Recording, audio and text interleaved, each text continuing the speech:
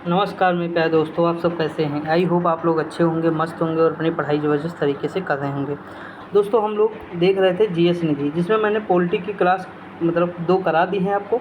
आज ये हमारी तीसरी क्लास है। कौन सी है? तो तीसरी क्लास है। इसमें हम देखते हैं आगे जो है पोर्शन बचा हुआ है।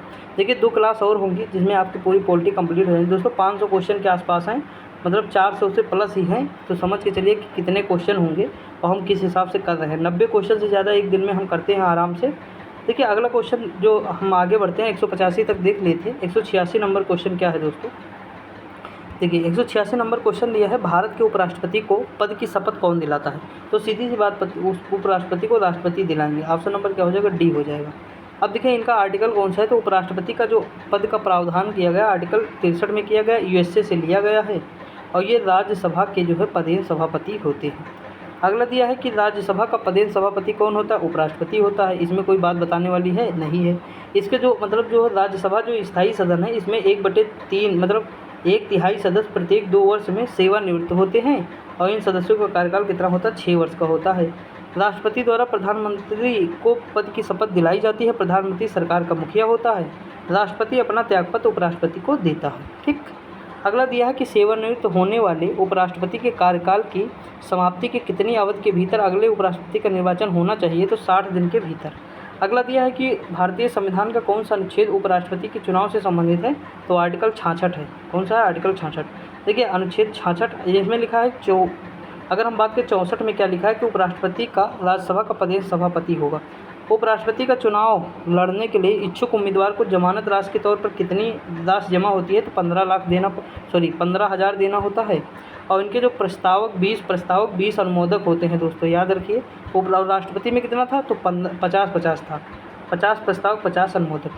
अगला दिया, निम्नलिखित में से कौन भारत के उपराष्ट्रपति थे यानी प्रथम? तो ये थे डॉक्टर सर्वपल्ली राधाकृष्णन जी थे और ये दूसरे राष्ट्रपति भी थे। दूसरे राष्ट्रपति और पहले उपराष्ट्रपति। इनका जन्म होता है 5 सितंबर 1888 में मद्रास में हुआ और 5 सितंबर को इन्हीं के उपलक्ष्य में राष्ट्रीय शिक्षक दिवस मनाया जाता है। 1954 में इनको भारत रत्न प्राप्त हुआ। अगला, भारत के तीसरे उपराष्ट्रपति निम्नलिखित में से कौन थे? तो वीवी गिरी थे दोस्तों। कौन थे? वीवी गिरी थे। 1975 में इनको सर्वोच्च सम्मान भारत रत्न प्रदान हुआ। ठीक, आगे बढ़ें। अगला क्वेश्चन दिया हुआ है दोस्तों, निम्नलिखित में से कौन भारत के उपराष्ट्रपति कभी नहीं? तो गुलजारी लाल नंदा थे। ये कभी नहीं थे। ये दोस्तों क्या थे? तो कार्यवाहक प्रधानमंत्री थे। भारत के क्या थे? तो प्रथम और एकमात्र कार्यवाहक प्रधानमंत्री थे। देखिए 1964 में प्रधानमंत्री जवाहरलाल नेहरू मृत्यु के पश्चात 13 दिवसीय कार्यकाल के लिए भारत के प्रधानमंत्री बने। भारत के सर्वोच्च नागरिक पुरस्कार भारत रत्न, पद्म विभूषण दोनों पुरस्कार 1997 में सम्मानित किया गया। अगला दिया है, भारत के संविधान के किस अनुच्छेद के तहत प्रधानमंत्री मंत्रिपरिषद का प्रमुख होता है? आर्टिकल 74 हो जाएगा। 60 में क्या है? राष्ट्रपति द्वारा शपथ और यह प्रतिज्ञान है। देखिए ये मोस्ट इंपॉर्टेंट है। 148 नियंत्रक एवं महालेखा परीक्षक के बारे में उपबंध है। 52 में है भारत का राष्ट्रपति होगा। अगला है कि मंत्रिपरिषद में मंत्रियों की नियुक्ति राष्ट्रपति द्वारा किसकी सलाह पर की जाती है? तो प्रधानमंत्री की सलाह पर। अगला, निम्नलिखित में से किसने 1979 ईस्वी में भारत के प्रधानमंत्री मोरारजी देसाई की जगह ली थी? तो वो थे कौन? तो चौधरी चरण सिंह थे। कौन थे? चौधरी चरण सिंह थे। ये भारत के जो है 5वें प्रधानमंत्री के रूप में कार्य किया। इन्हें भारत के चैंपियन कहा जाता है। मतलब भारत के चैंपियन कौन थे? ये चौधरी चरण सिंह थे। और 23 दिसंबर को इन्हीं के जो जन्म दिवस पर भारत में क्या मनाया जाता है? किसान दिवस मनाया जाता है। चौधरी चरण सिंह अंतर्राष्ट्रीय हवाई अड्डा लखनऊ में स्थित है। इनकी समाधि स्थल जो है किसान घाट है। ठीक, किसान, देखिए किसान के क्या होने चाहिए? चरण यानी चौधरी चरण। ठीक, तो इस तरह याद कर सकते हैं। अगला है कि लोकसभा के अधिनियमों के अंतर्गत सदन का नेता का अर्थ होता है यदि वह लोकसभा का सदस्य हो, तो ये होता है कि प्रधानमंत्री होता है। कौन होता है? सदन का नेता कौन होता है? प्रधानमंत्री, अगर वह लोकसभा का सदस्य हो। अगला दिया हुआ है कि सितंबर 2000, आप देखिए कहेंगे ये कौन है पढ़ते? तो वही चीज़ लिखी हुई है, कोई नई चीज़ है ही नहीं दोस्तों इसमें। अगला है कि सितंबर 2022 में भारत के अटॉर्नी जनरल महान्यायवादी के रूप में नियुक्त किया गया आर वेंकटे रमणी को। आर्टिकल कौन सा? 76 है, भाग 5 है। ठीक, अब देखिए यहाँ ये और लिखा है, भारत के महान्यायवादी के पद का सृजन किया गया। अटॉर्नी जनरल भारत सरकार का सर्वोच्च विधिक अधिकारी होता है जो भारत सरकार को कानूनी मामलों पर सलाह देता है। अटॉर्नी जनरल उच्चतम न्यायालय व उच्च न्यायालय में भारत सरकार का प्रतिनिधित्व करता है। भारत का प्रथम महान्यायवादी MC सीतरवार थे पहले। और 76 में महान्यायवादी की नियुक्ति जो है कौन करते हैं? राष्ट्रपति करते हैं। आर्टिकल 76। ठीक, भारत के सर्वोच्च विधि अधिकारी कौन होते हैं? महान्यायवादी होते हैं। आर्टिकल 76 भारत के, देखिए वही चीज़ है, बार बार पूछा गया है। आप बताइए इसमें क्या मैं बताऊँ आपको, कुछ है क्या? तो सर्वोच्च न्यायालय के न्यायाधीश, इनकी जो योग्यता होती है सर्वोच्च न्यायालय के न्यायाधीश के बराबर होती है दोस्तों। अगला है भारतीय संविधान के अनुच्छेद 103 के तहत संसद के किसी भी सदन की बैठक का गठन करने के कारण, मतलब करने के लिए आवश्यक गणपूर्ति सदन सदस्यों के कुल कितना होता है? 1/10वां भाग। और देखिए आर्टिकल 100 दिया है, 100 में कहा गया है ऐसी बात कि 1/10 होगा अगर गणपूर्ति, तभी जो है सदन चलेगा।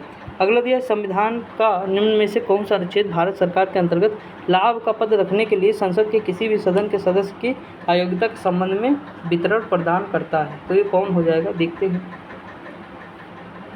आर्टिकल 102 हो जाएगा। क्या हो जाएगा? 102। देखिए यहाँ लिखा, भारतीय संविधान के अनुच्छेद 102 के अंतर्गत कोई भी व्यक्ति लाभ का पद धारण किए हुए संसद के किसी सदन का सदस्य चुने जाने और सदस्य होने का लिए अयोग्य होगा। अगला है भारतीय संविधान का अनुच्छेद 148 के एक स्वतंत्र कार्यालय का उपबंध है, तो ये कौन सा है? भारत के नियंत्रक एवं महालेखा परीक्षक। देखिए यहाँ लिखा है कि आर्टिकल 148 से, मतलब 148 से 151 के बीच में इनके बारे में दिया हुआ है। कौन? नियंत्रक एवं महालेखा परीक्षक के बारे में। नियुक्ति कौन करते हैं? राष्ट्रपति। कार्यकाल कितना होता? 6 वर्ष या 65 वर्ष, जो भी पहले हो।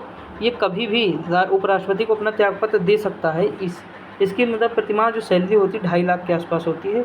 भारत के वर्तमान नियंत्रक एवं महालेखा परीक्षक कौन है? गिरीश चंद्र मुर्मू। अगला है भारत में केंद्र और राज्य सरकारों की सभी प्राप्तियों और व्ययों की समीक्षा या संपरीक्षा करने की जिम्मेदारी किसे होती है? नियंत्रक एवं महालेखा परीक्षक को होती है। अब ये बताने की जरूरत नहीं है। देखिए यहाँ लिखा है कि लोक लेखा समिति का मित्र और मार्गदर्शक कहा जाता है किसे? इसी को कहा जाता है। भारत का प्रथम नियंत्रक एवं महालेखा परीक्षक कौन थे? नरहरि राव थे। भारतीय संविधान के किस अनुच्छेद का संबंध भारत के नियंत्रक एवं महालेखा परीक्षक से है? तो आर्टिकल 51। यहाँ लिखा है कि भारतीय संविधान के अनुच्छेद 151 के अंतर्गत भारत का नियंत्रक और महालेखा परीक्षक प्रत्येक वित्त वर्ष के अंत में संघ के लेखाओं संबंधी प्रतिवेदनों को राष्ट्रपति के समक्ष प्रस्तुत करता है।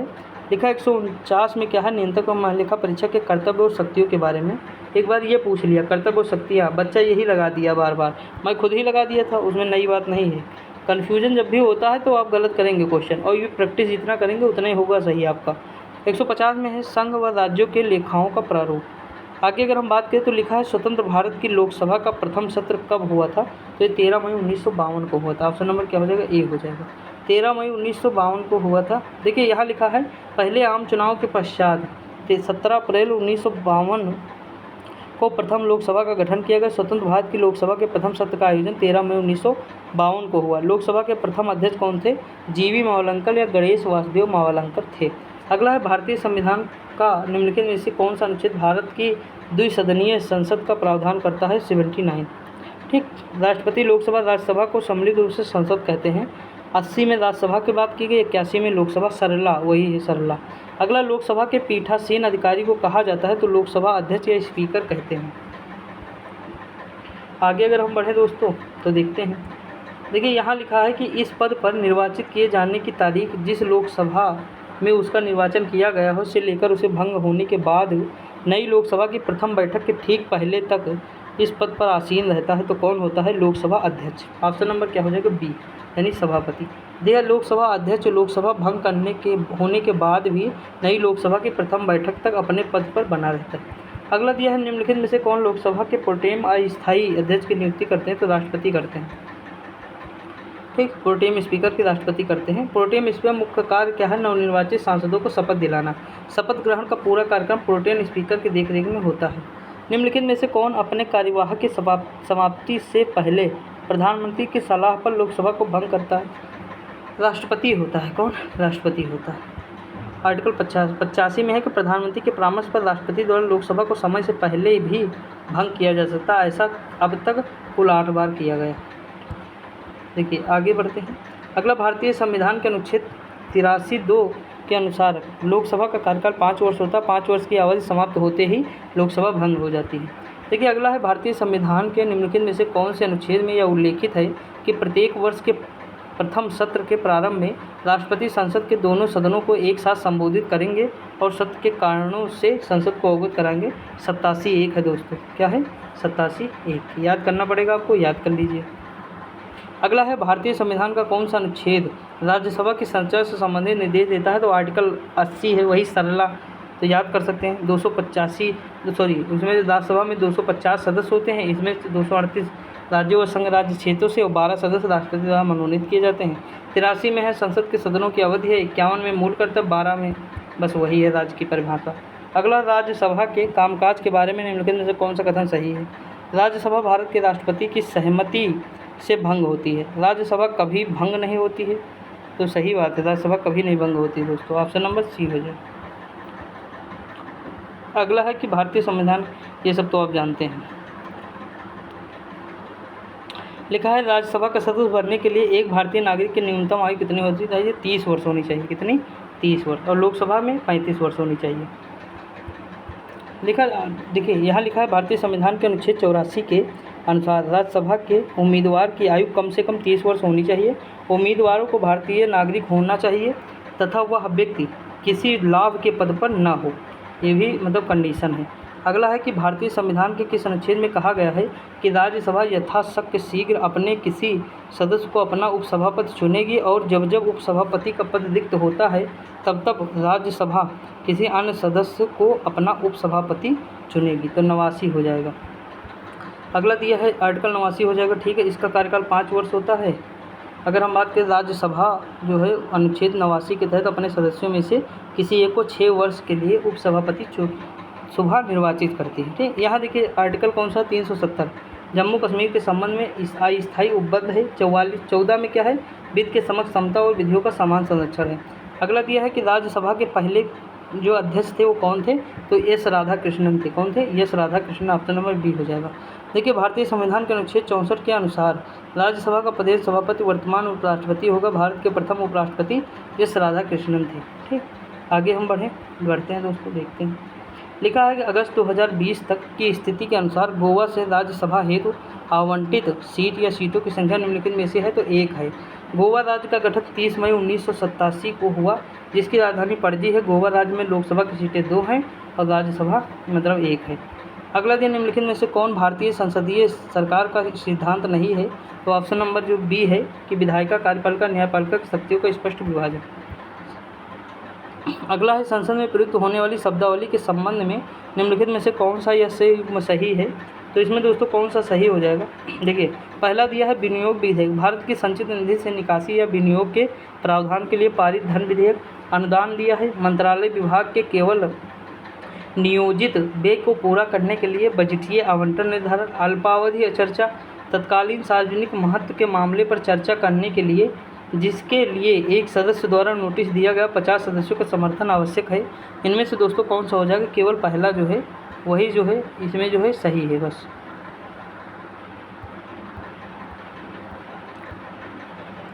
लिखा है कि वित्त विधेयक केवल प्रस्तुत होता है तो वित्त विधेयक लोकसभा में केवल होता है, याद रखिए आर्टिकल 110 के तहत, ठीक। अगला दिन निम्नलिखित कौन सा विधेयक राज्य में पुनः स्थापित नहीं किया जाता है? तो धन विधेयक होता है दोस्तों। एक बार आएगा, एक ही बार में पास होना पड़ेगा, इससे इतना लिखने से कोई फ़ायदा नहीं दोस्तों। लिखा है भारतीय संविधान का कौन सा अनुच्छेद धन विधेयक की परिभाषा? तो आर्टिकल 10 हो जाएगा, 110 आर्टिकल 110, ठीक। अब देखिए यहाँ 110 में क्या है? सदनों में मतदान, रिक्तियों, गणपूर्ति के बावजूद सदनों की कार्य करने की शक्ति। 120 में है संसद में प्रयोग की जाने वाली भाषा, इसके अनुसार संसद में कार्य हिंदी अंग्रेजी में किया जाएगा। यदि कोई राज्यसभा या लोकसभा का सदस्य हिंदी अंग्रेजी अपनी पर्याप्त अभिव्यक्ति नहीं कर सकता तो वो अपनी मातृभाषा में सदन को संबोधित कर सकता है। अगला, संसद में धन विधेयकों के संदर्भ में निम्नलिखित में से कौन सा कथन गलत है? अच्छा, संसद धन विधेयक के बारे में देखिए, इसे राज्यसभा द्वारा अस्वीकार या संशोधित नहीं किया जा सकता, मतलब किया जा सकता है, ये है दोस्तों गलत है, मतलब नहीं किया जाएगा, ये सही होता है। मतलब यहाँ अगर नहीं लगा होता तो ये भी सही हो जाता, ठीक। बाकी सही है सारी चीज़ें, केवल लोकसभा में पेश होगा, सही है। लोकसभा राज्यसभा की सभी या किसी भी सिफारिश को स्वीकार या अस्वीकार कर सकती है, तो ये भी सही है, ठीक। बाकी सारी चीज़ें सही हैं, तो यही है। लिखा अनुच्छेद 110 में धन विधेयक राज्यसभा में पेश नहीं किया जाएगा, 109 में दिया हुआ है। धन विधेयक को केवल मंत्री द्वारा पेश किया जाता है। धन विधेयक को राज्यसभा अधिकतम 14 दिन तक रोक सकती है। अगला है राज्यसभा द्वारा एक धन विधेयक को दिनों मतलब 14 दिनों के भीतर या तो सिफारिशों के साथ या सिफारिशों के बिना लोकसभा में वापस भेजना अनिवार्य है दोस्तों, तो 14 दिन होगा। यहाँ देखिए लिखा है, भारत के संविधान के अनुच्छेद 112 के अनुसार 1 वर्ष का केंद्रीय यूनियन विशेष वर्ष सरकार के तो यह बजट 112 में वार्षिक वित्तीय विवरण बजट के बारे में दिया हुआ वित्त वर्ष 1 अप्रैल 31 मार्च तक संसद के समक्ष बजट विवरण प्रस्तुत करने की संवैधानिक आवश्यकता भारत के संविधान के अनुच्छेद में की गई है, तो 112 में की गई है। तो ये इतना तो मान लो पता है। आर्टिकल 121 क्या कह रहा है, संसद में चर्चा का प्रतिबंध कि किसी भी न्यायाधीश के आचरण के संबंध में संसद में कोई चर्चा नहीं होगी, मतलब न्यायाधीश के बारे में कोई चर्चा नहीं होगी। राष्ट्रपति के अध्यादेश जारी करने की शक्ति 123 है।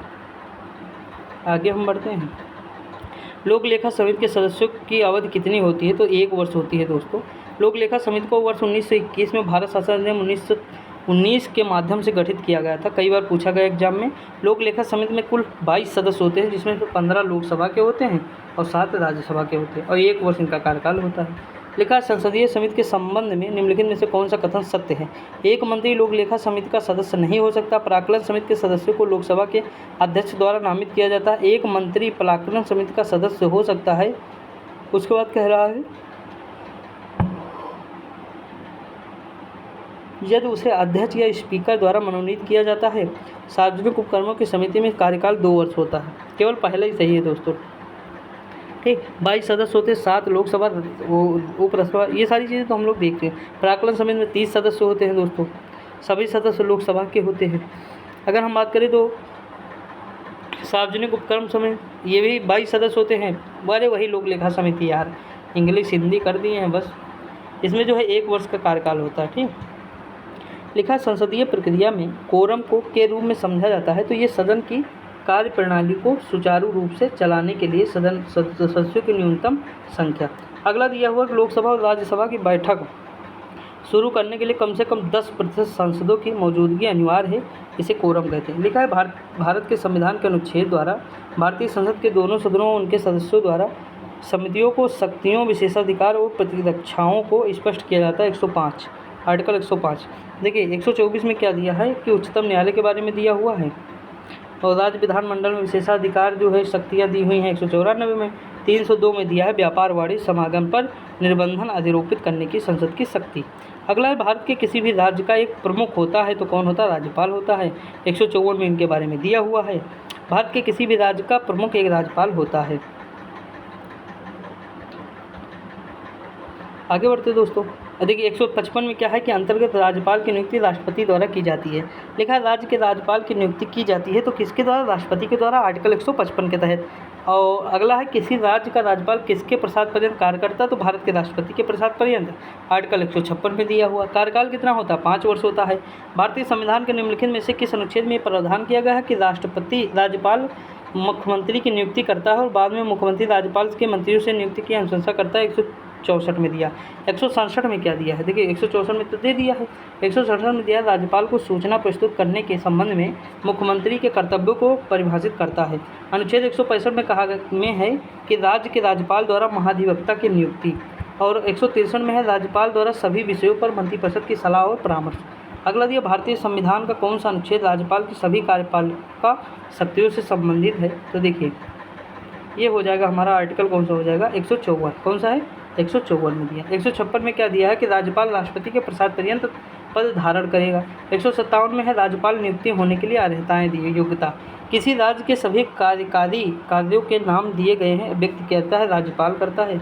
अब भाग 6 दिया हुआ है 153 से 162 तक राज्यपाल के बारे में। 153 में है प्रत्येक राज्य का एक राज्यपाल होगा, जैसे वहाँ 52 में था, यहाँ 153 में। किसी राज्य के राज्यपाल के सभी कार्यकारी कार्यों को राज्यपाल के नाम से किया जाना अव्यक्त है। अगला दिया, भारत के किसी राज्य के राज्यपाल के रूप में नियुक्त होने के इच्छुक व्यक्ति की न्यूनतम आयु कितनी होनी चाहिए, 35 साल।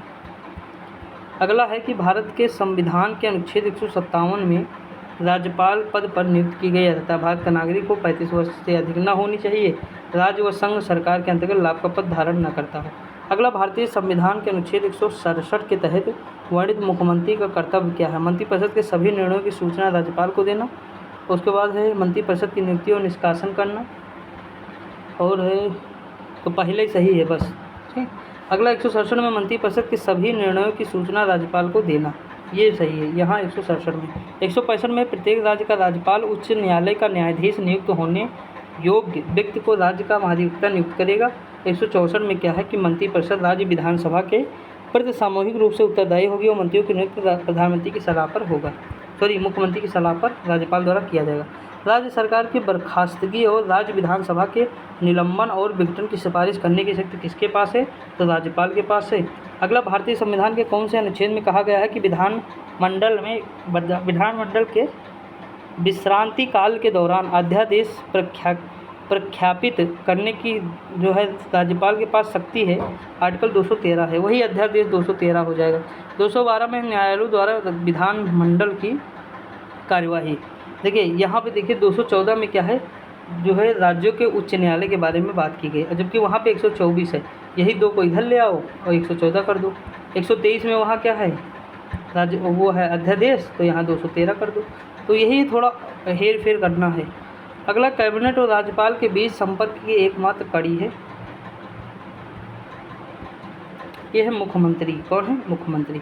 164 आर्टिकल 164 में कहा गया मुख्यमंत्री की नियुक्ति राज्यपाल करेगा और जो राज्यपाल है विधानसभा के बहुमत दल के नेता को मुख्यमंत्री पद नियुक्त करेगा। जनवरी 2021 तक किसी भी भारतीय राज्य या केंद्रशासित प्रदेश की सबसे लंबे समय तक महिला मुख्यमंत्री रहने वाली महिला का नाम क्या है? शीला दीक्षित है। ये कहाँ की हैं? शीला दीक्षित दोस्तों दिल्ली की थी, सबसे लंबे समय तक थी दिल्ली। शीला दीक्षित किसी भारतीय राज्य या केंद्रशासित प्रदेश की सबसे लंबे समय तक मुख्यमंत्री पद पर रहने वाली महिला मुख्यमंत्री थी। इन्होंने 1998 से शुरू होकर 15 वर्षों की अवधि तक दिल्ली की सेवा की थी। शीला ने कांग्रेस पार्टी को लगातार 3 बार चुनावी जीत दिलाई। अगला है, भारतीय संविधान का कौन सा अनुच्छेद राज्य के महाधिवक्ता की बात करता है? तो आर्टिकल 165 है दोस्तों। ठीक, आगे बढ़ें।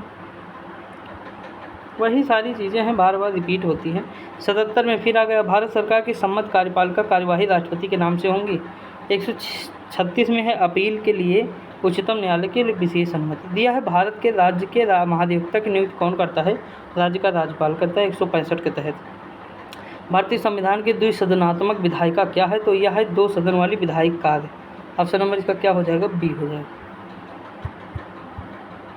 देखिए कितने राज्य हैं? 6 हैं वर्तमान में। द्विसदन जहाँ विधान परिषद विधानमंडल दोनों हैं। देखिए ट्रिक मैं बताने जा रहा हूँ। यूपी में तेल बिका, ये ट्रिक है जहाँ विधान द्विसदनीय व्यवस्था है। देखिए यू से यूपी हो जाएगा, यूपी के बाद बिहार तो है ही है, बिहार हो जाएगा। अब देखिए एम में से महाराष्ट्र हो जाएगा, तेलंगाना हो जाएगा, आंध्र प्रदेश हो जाएगा, कर्नाटका हो जाएगा। देखिए अगर मैं मैप से याद करूँ तो देखिए ये मान लीजिए भारत हमारा, मैप से आराम से याद हो जाता, कोई ट्रिक की ज़रूरत ही नहीं। यहाँ देखिए यूपी है, यूपी से सटा है कौन? बिहार। कर दो यूपी बिहार, हो गया यूपी बिहार, गर्दा मचाओ यूपी बिहार में।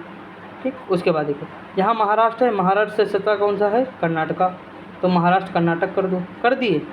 यहाँ तेलंगाना है, तेलंगाना व आंध्र प्रदेश सटे हुए थे कि नहीं? तो कर दो। अब अलग हो गए हैं दोनों, तो मतलब अलग अलग हो गया। तो बताइए क्या मतलब याद करने की ज़रूरत है? कोई ज़रूरत है क्या? ट्रिक व्रिक तो मुझे नहीं लगता, अगर आप मैप से याद करेंगे तो बिल्कुल याद हो जाएगा।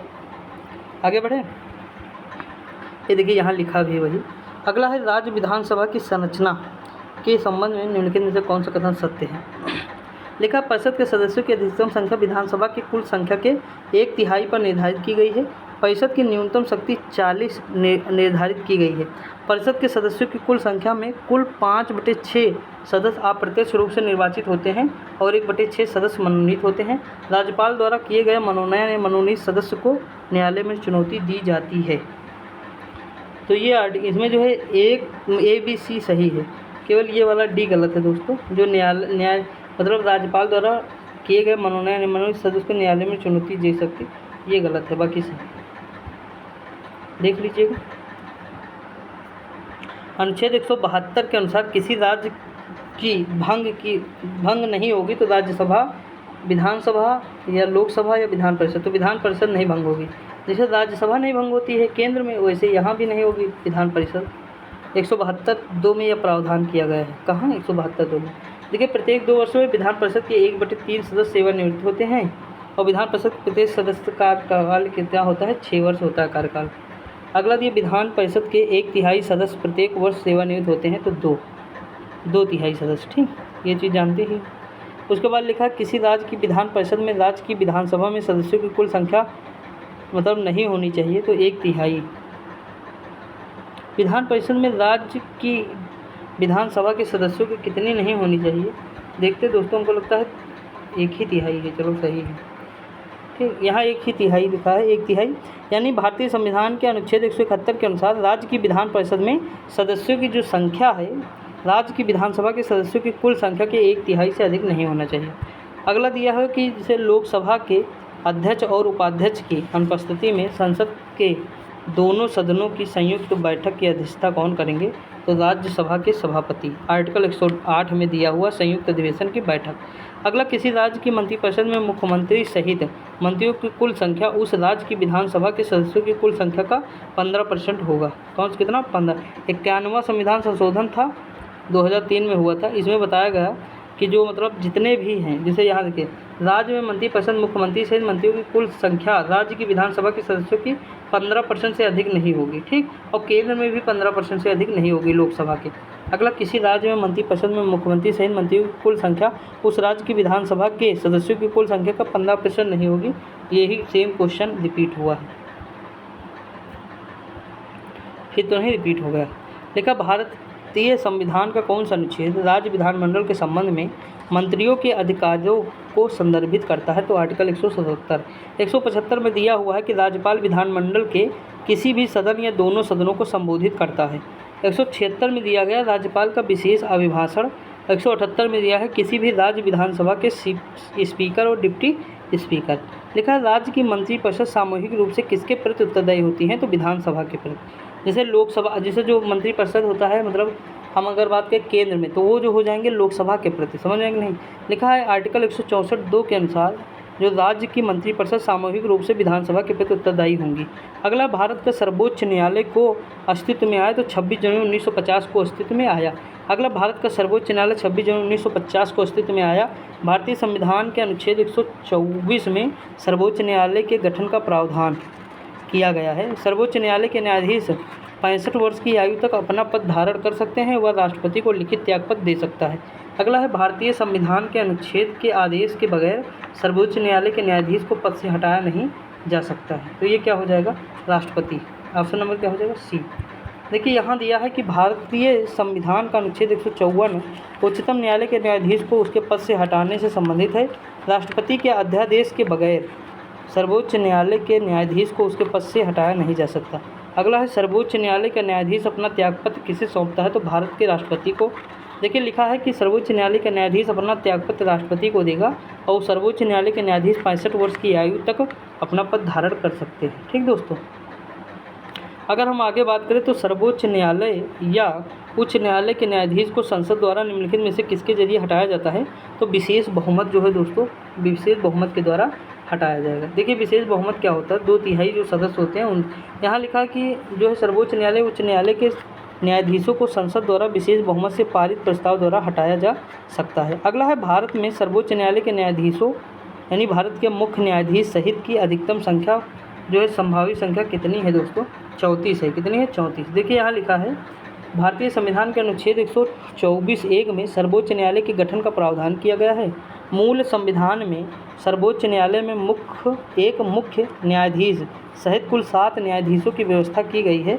वर्तमान में उच्चतम न्यायालय में एक मुख्य न्यायाधीश सहित कुल 34 न्यायाधीशों की नियुक्ति की गई है। कितने? 34। आगे बढ़ें। देखिए, अगला दिया हुआ है, उच्चतम न्यायालय के प्रथम मुख्य न्यायाधीश कौन थे? हीरालाल जे कानिया थे। अगला है, भारतीय संविधान के किस अनुच्छेद में कहा गया है सर्वोच्च न्यायालय अभिलेख न्यायालय है? तो आर्टिकल 129। अगला दिया है कि भारतीय संविधान के अनुच्छेद 129 के अनुसार सर्वोच्च न्यायालय अभिलेख न्यायालय होगा। उसके पास ऐसे न्यायालय की सभी शक्तियाँ होंगी जिसमें स्वयं की अवमानना के लिए दंडित करने की शक्ति भी शामिल है। अगला है कि अनुच्छेद 126 कार्यवाहक मुख्य न्यायाधीश की नियुक्ति करेगा, राष्ट्रपति करेगा। 131 में क्या है? सर्वोच्च न्यायालय की आरंभिक अधिकारिता है। आगे अगर हम बात करें तो भारत के सर्वोच्च न्यायालय के स्थान से संबंधित प्रावधानों का उल्लेख किस अनुच्छेद में किया गया है? तो ये किया गया 130 में, आर्टिकल 130। अगला है, भारतीय संविधान के अनुच्छेद 130 के अनुसार सर्वोच्च न्यायालय दिल्ली में या ऐसे अन्य स्थान या स्थानों पर बैठेगा जिन्हें भारत के सर्वोच्च न्यायालय का मुख्य न्यायाधीश राष्ट्रपति के अनुमोदन से समय समय पर निर्धारित कर सकते हैं। अगला है, भारतीय संविधान के किस अनुच्छेद के अंतर्गत भारत के उच्चतम न्यायालय के प्रारंभिक आरंभिक अधिकारिता की व्याख्या की गई है, तो आर्टिकल 131 है। अगला, भारतीय संविधान का कौन सा अनुच्छेद सर्वोच्च न्यायालय को अपने स्वयं के निर्णयों या आदेश की समीक्षा करने का अधिकार देता है, तो ये आर्टिकल 137 होना चाहिए दोस्तों। देखते हैं, 137 है, ठीक। 138 में क्या किया गया है, संसद संघ सूची के विषयों के संबंध में सर्वोच्च न्यायालय को अतिरिक्त अधिकारिता देने के लिए विधि पारित कर सकती है। दोस्तों पता है, आज मैं 8 वीडियो बना चुका हूँ टोटल, क्योंकि मुझे बनारस जाना था, मतलब एक दिन पहले, मतलब देखिए जब आपको ये वीडियो मिलेगी तो मैं बनारस में ही होऊंगा, समझ में आ गया नहीं। तो मुझे पहले जाना है, जैसे मान लीजिए 4 को जाना है, ठीक। अब 4 को मतलब 3 को मैं गया हूँ बनारस, 3 को, तो 3 को 3 वीडियो चाहिए, 3 को 3, 4 को 3 वीडियो चाहिए, 5 को 3 वीडियो चाहिए कि नहीं। तो मान लीजिए 3 दिन लगा, मैं घूमा, 3 दिन लग गया, तो 3 दिन के लिए 9 वीडियो बनानी पड़ेंगी, तो 9 वीडियो बना रहा हूँ। ये मेरी 9वीं वीडियो है, सोच लीजिए। अभी 9वीं नहीं 8वीं है, अभी एक और बनाना है मुझे, बाकी अभी 7 बनी हैं। मतलब देख लीजिए कितना, मतलब सुबह जब से उठा हूँ, शाम को बनाया हूँ, सुबह उठा हूँ, तुरंत लग गया हूँ 5 बजे, बिना कुछ खाए पिए 12 बजने वाले हैं। पूरा मतलब शरीर में जैसे जान ही नहीं बची, लेकिन बनाना है, क्योंकि अगर स्किप कर दूंगा तो आप लोग मतलब वैसे भी नहीं देखते हैं, पता लगा फिर कहेंगे वीडियो नहीं डालते हो, ये है वो है, तो बहुत सारी चीज़ें हैं ना, कुछ भी करना पड़े, लेकिन दोस्तों करना तो है ही है। देखिए आर्टिकल 138 में क्या है, संसद संघ सूची के विषयों के संबंध में सर्वोच्च न्यायालय को अतिरिक्त अधिकारिता देने के लिए विधि पारित कर सकती है, ठीक। अगला, ध्यान निम्नलिखित में से किस अनुच्छेद के अनुसार भारत के सर्वोच्च न्यायालय के पास संसद द्वारा दिए गए किसी भी निर्णय या आदेश की समीक्षा करने का अधिकार है, तो आर्टिकल 137 है। कौन सा, आर्टिकल 137 लिखा, भारतीय संविधान के अनुच्छेद 137 के तहत संसद द्वारा दिए गए किसी भी निर्णय या आदेश की समीक्षा करने की सर्वोच्च न्यायालय की विशेष शक्ति है। उच्चतम न्यायालय का यह अधिकार संसद द्वारा बनाई गई विधि या अनुच्छेद 145 के तहत बनाए गए नियमों के अधीन है। 143 में है, उच्चतम न्यायालय से परामर्श करने की शक्ति जो है राष्ट्रपति के पास है, मतलब राष्ट्रपति शक्ति ले सकता है परामर्श। मैंने ये चीज़ आपको अभी एक दिन पहले वाली वीडियो में भी कराया था, अगली वाली। देखा, भारतीय संविधान का कौन सा अनुच्छेद यह निर्धारित करता है कि सर्वोच्च न्यायालय द्वारा कानूनी मतलब घोषित कानून भारत के क्षेत्र के भीतर सभी अदालतों का बाध्यकारी होगा, तो आर्टिकल क्या है, 141 है। देखिए यहाँ लिखा है कि आर्टिकल 141 में यह प्रावधान है कि सर्वोच्च न्यायालय द्वारा घोषित विधि भारत के राज्य क्षेत्र के सभी अदालतों पर बाध्यकारी होगा। आर्टिकल 143 में है, सर्वोच्च न्यायालय को सलाहकारी अधिकारिता दी गई है। अगला दिया हुआ है कि भारतीय संविधान का अनुच्छेद 143 निम्नलिखित में से किससे संबंधित है। दोस्तों ये संबंधित मतलब 143 ना, तो परामर्श, ये देखिए यहाँ लिखा, उच्चतम न्यायालय से परामर्श करने की शक्ति राष्ट्रपति। ऑप्शन नंबर बी वही चीज़ जो बता रहा था। दोस्तों देखिए ये क्वेश्चन इतना इंपॉर्टेंट है, इतनी बार पूछा गया है घुमा घुमा के। आप लोग देखिए एक चीज़ समझा करिए, जब आप प्रैक्टिस सेट मान लीजिए जीएस की लगा रहे हैं, ठीक, जीएस दे रहे हैं या मैथ दे रहे हैं या हिंदी कोई भी दे रहे हैं, आप रीजनिंग दे रहे हैं, तो आप देखिए जीएस में आपका पोर्शन कौन सा गलत हो रहा है। एक कॉपी में वो पहले जो जितने भी क्वेश्चन आपके गलत हो टेस्ट टाइम या जितने तुक्के से आपके सही हो, वो सारे कॉपी में नोट होने चाहिए आपके। जैसे मान लीजिए आपने 15 मतलब 25 मान लीजिए आपके क्वेश्चन है जीएस के, मैक्स हर एग्जाम में लगभग इतने रहते हैं दोस्तों, 25 मान लीजिए, तो इतने क्वेश्चन है। अब इसमें इतने क्वेश्चन 10 क्वेश्चन ऐसे होंगे जो आपको नहीं आते मान लीजिए, या मान लीजिए 5 क्वेश्चन नहीं आते, या टोटल 10 क्वेश्चन नहीं आते हैं और गलत हो गए आपके, तो 10 क्वेश्चन पहले नोट कर लीजिए कि कौन कौन से गलत हुए, देखिए उसे देखिए कि कौन कौन से गलत हो रहे हैं। जब देखिए अगर आर्टिकल हमारे गलत हो रहे हैं, कौन कौन से आर्टिकल हैं उन्हें रटो। कोई टॉपिक जैसे नदी है, नदी से अगर गलत हो रहा है नदी सही से पढ़, यानी इस तरह का हम एनालाइज करेंगे ना तो हमारी तैयारी बहुत। देखिए मेरा पढ़ने का भैया एक ही तरीका है, मैं बिना जो है रफ के पढ़ाई नहीं करता। पहले रिवीजन नहीं करूँगा, रिवीजन करूँगा तो रफ साथ में रहेगी, क्योंकि जब भी हम रिवीजन करेंगे तो जैसे कोई फैक्ट आएगा हम एक स्ट्रक्चर बनाते चले जाएंगे, उसे कहते हैं शॉर्ट नोट्स। जैसे मान लीजिए हम पढ़ने बैठे और यहाँ पे फिर आधुनिक भारत जैसे डाल दिए, आधुनिक भारत के जितनी इंपॉर्टेंट चीज़ें हैं ऐसे लिखते चले जाएंगे, फिर अंत में देखेंगे हम वहीं आके खड़े हो जाएंगे इधर। अब हम यहाँ से फिर शुरू करेंगे पीछे से फिर इधर, तो वो चीज़ रिवीजन करने में रफ में नोट करना है कि कुछ चीज़ें नोट कर लो आप। मतलब सारी चीज़ें नहीं नोट कर पाओगे, पूरी बुक कहाँ नोट करोगे, ना कॉपी करोगे, लेकिन कुछ चीज़ें तो होंगी ना फैक्ट जो आपको नहीं पता है, जो आप कंफ्यूज होते हैं, उसे हाथ से लिखने की कोशिश करो। एक तरीका ये होगा। दूसरा ये हो गया जब मॉक मैं देता हूँ तो मॉक जैसे पहली बार दूंगा तो कुछ नहीं करूँगा, पहली बार मॉक दे दूँगा, तुक्का मारना है मार दूँगा, गलत हो जाएगा कोई दिक्कत, इसकी मुझे टेंशन एक भी इंच की नहीं होती। लेकिन मैं ज़्यादा से ज़्यादा क्वेश्चन अटैम्प्ट करता हूँ, रिस्क ले लेता हूँ। क्यों? क्योंकि यहाँ रिस्क ले लोगे तो एग्ज़ाम में रिस्क लोगे तो सही हो जाएगा, लेकिन यहीं रिस्क ना लोगे तो एग्ज़ाम में कैसे लोगे दोस्तों। तो यहीं मैं रिस्क ले लेता हूँ, रिस्क लेने के बाद मैं अटैम्प्ट कर लेता हूँ ज़्यादा क्वेश्चन। जैसे मान लीजिए 100 नंबर का पेपर है, हमने 90 अटेम्प्ट किए, 90 में हमारे 81-82 सही हो गए, तो अब देखो गलत कौन हुए, गलत जो हुए उस पर ध्यान दो, और प्लस जो तुमने तुक्का मारा था एक बार जो सही के हुए हैं पूरे आपके, वो पूरे एक लाइन से देखो कि कौन कौन से जीएस में हमारे सही हो गए जो मुझे नहीं आते थे। तो जो तुक्के से आपके सही हुए वो क्वेश्चन भी अपने कॉपी पे नोट कर लो तुरंत। तो इस तरह आपके पास जीएस का एक संकलन ऐसा होगा जो मतलब अलग अलग एग्जाम में आए हुए क्वेश्चन होंगे जो बेहतरीन तरीके से होंगे। जब दोबारा आप पेपर देंगे, जब कभी देंगे, तो बहुत अच्छा परफॉर्म करेंगे। दोस्तों मैंने आज जितने भी एग्ज़ाम दिए आज तक जीएस में कभी मुझे मात मिली नहीं, क्योंकि रीज़न ये है ना कि जीएस क्या है, जैसे मैं मानता हूँ कि हार्ड होती है, अथाह सागर है, लेकिन पढ़ने का जो तरीका है ना जीएस, भाई मैं सब कुछ नहीं पढ़ता हूँ जीएस में। मुझे लगता है जहाँ से ज़्यादा क्वेश्चन आते हैं मैं उसी पर ज़्यादा फोकस करता हूँ हमेशा। मैं हर टॉपिक के पीछे ना 200-300 टॉपिक नोट कर लेता हूँ। जैसे 200 टॉपिक है, 300 टॉपिक है, नोट कर लो। इस 300 टॉपिक को भैया पढ़ने में ज़्यादा टाइम थोड़ा लगेगा। आरा छोटे-छोटे जैसे बाँध है, नदी है, मैदान है, पहाड़ है, पर्वत है, इस तरह टोटल देखोगे सारे टॉपिक होंगे 200 क्वेश्चन से ज़्यादा होंगे नहीं 200 टॉपिक। उसी के मैं ट्रिक, उसी के सब लॉजिक बनाता रहता हूँ, वही कब क्या करता हूँ, मैक्सिमम सही रहता है दोस्तों। मैं जब पेट दिया हूँ तब मेरे अच्छे स्कोर आए हैं, ठीक। लेखपाल में था, लेखपाल में थोड़ा मतलब जो है बीसीयू सही थे शायद, उसमें थोड़ा 1-2 कन्फ्यूजन से गलत हुआ था। बाकी और कौन एग्ज़ाम दिया, हाँ आरओ दिया, तो उसमें तो हमको लगता है 80 या 85 क्वेश्चन सही थे। लेकिन दोस्तों वो जीएस बहुत हार्ड भी तो थी, 80-85 बहुत होता है। तो और बाकी जो है और क्या दिया, बस और कोई नहीं दिया। नेट जेआरएफ दिया था, तो उसमें जो है हमारे जो सही थे 100 में, मतलब हिस्ट्री में सही था मेरा 54 क्वेश्चन दोस्तों। सोच लीजिए 100 में हिस्ट्री। अब जबकि नेट जेआरएफ जो है प्री है आईएएस का, समझ लीजिए जो वर्तमान में हुआ था अब की बार वैसे ही था पेपर। 54 क्वेश्चन दोस्तों सही थे, मतलब हिस्ट्री में। फर्स्ट पोर्शन मेरा ख़राब हो गया था, इसका रीज़न है क्योंकि मैं फर्स्ट पढ़ता बहुत कम हूँ। जो है मैंने तुक्का ऐसे मैंने कहा चलो फॉर्म भर देते हैं, चलो दे आते हैं। जब देने गया था तो 54 ही सही था। अगर 2 क्वेश्चन और सही हो जाता तो नेट निकल जाता पहली बार में, ठीक। तो पहली बार में नेट निकल जाता, फिर बाद में जेआरएफ, लेकिन कोई दिक्कत नहीं। इस बार दिया भी था अच्छे से, तो पता लगा लीक हो गया। तो यही सब होता जीवन में। मैं देखिए बताना कुल मिला के ये चाह रहा था कि आपको कैसे पढ़ना है दोस्तों, कैसे सारी चीज़ें मैनेज करनी है, कैसे अपने आप को बेटर करना है। रोने धोने से कुछ नहीं होगा, यकीन मानिए। आप ही को है, आप अपने आप को बेटर बना सकते हैं, आप ही, कोई दूसरा बना ना पाएगा। ना मैं बना पाऊँगा ना कोई। मैं भाई मुझे सारा टीचर बताएगा थोड़ा, सारे टीचर से जो मैं पढ़ा हूँ जिस टीचर से, सारे यूनिवर्सिटी के बच्चे भी उन्हीं से पढ़े होंगे, कोचिंग वाले भी उन्हीं से पढ़े होंगे। तो लेकिन हो सकता है कुछ हमने वहाँ से अलग से सीख लिया, कुछ अलग टाइप से मैंने दिमाग लगाया कि ऐसे ऐसे करना चाहिए। तो ये सारी चीज़ें होती हैं। चलो छोड़ो, अब बहुत हो गए बातें, आगे बढ़ते हैं। मैं अभी तो पता लगा कोई गुस्सा ही होने लगे। देखिए 268 में क्या है, भारत के संविधान की व्याख्या करने की शक्ति किसके पास है, तो केवल सर्वोच्च न्यायालय के पास, ठीक। अगला दिया है कि देखिए यहाँ लिखा हुआ है कि केवल सर्वोच्च न्यायालय को संविधान की व्याख्या का अंतिम और पूर्ण अधिकार है। अगला है भारत के लोकतंत्र का आधार कानून का शासन है, और इसका अर्थ है कि हमारे पास स्वतंत्र न्यायपालिका है, ठीक। अगला देखिए न्यायपालिका का जो न्यायिक स्वतंत्रता का उद्देश्य निष्पक्ष लोकतंत्र को बनाए रखना। स्वतंत्र न्यायपालिका ही नागरिकों की स्वतंत्रता और मौलिक अधिकारों की रक्षा करती है।